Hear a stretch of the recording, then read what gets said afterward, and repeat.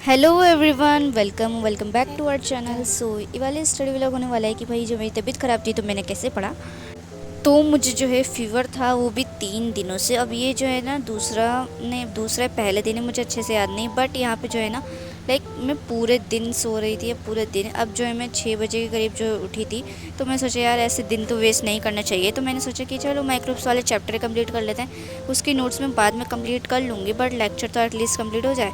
And believe me, पहले पहले तो ये बहुत ही ज़्यादा ईजी लग रहा था, बट जो है ना बाद में जाके सीवेज वाला जो पार्ट आया ना, उसमें थोड़ा सा कन्फ्यूजन वाला रहा माइक्रोब्स सीवेज वाले में। बट एनीवेज, माइक्रोब्स में जो है ना सीवेज वाला जब पार्ट नहीं आएगा ना, उससे पहले का सब बहुत ज़्यादा इजी और इंटरेस्टिंग है, बट उसके आने के बाद से कन्फ्यूजन स्टार्ट हो जाएगी।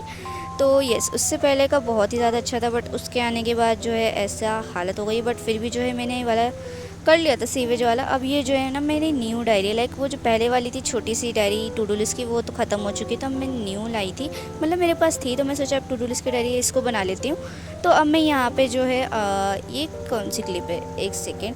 हाँ, यहाँ पे जो है ना मैं जब ठीक हो गई थी तब की क्लिप है। तो यहाँ पे जो है अब मैं अपने नोट्स वगैरह कंप्लीट कर रही थी, और मैंने एनसीईआरटी इसलिए ही खोल के बैठ रखी है क्योंकि भाई अगर कुछ मिस हो गया हो या फिर मुझे लगा हो कि भाई मुझे ऐड करना चाहिए, तो मैं ऐड कर देती हूँ, ठीक है।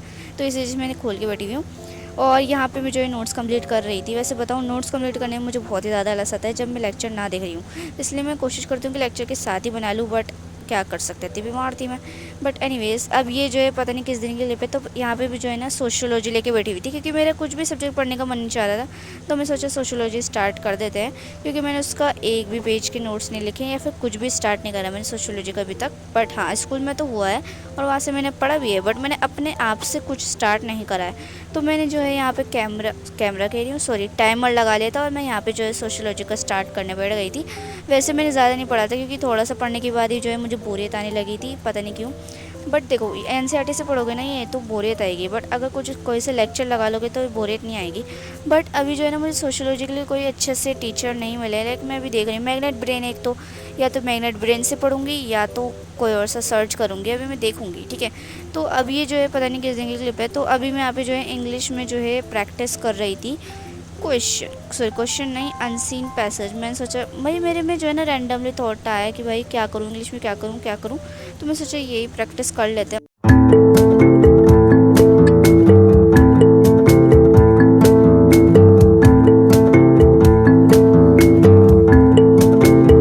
मतलब कि मेरे पास करने के लिए बहुत काम, बट फिर भी मैं सोचते रहती हूँ क्या करूँ क्या करूँ क्या करूँ, ठीक है। और उनमें से मैं वही वही वाला काम उठाती हूँ जो कि ज़्यादा ज़रूरी नहीं है। अब जैसे कि वाला काम ज़्यादा ज़रूरी नहीं था, अब फिज़िक्स में केमिस्ट्री में रहते सारा वो है काम, फिर भी मैं उसे नहीं उठा रही, ना मैं उससे पढ़ रही, जबकि मुझे उसे उठाना चाहिए था। बट क्या कर सकते हैं। अब जो है ना लाइक मैं जो है ना वैसे काम को प्रायोरिटाइज़ कैसे कर सकती हूँ, मतलब मैं कैसे सोचूं कि मुझे वो करना है, मुझसे वो होता ही नहीं, बट मैं कोशिश करूँगी, ठीक है।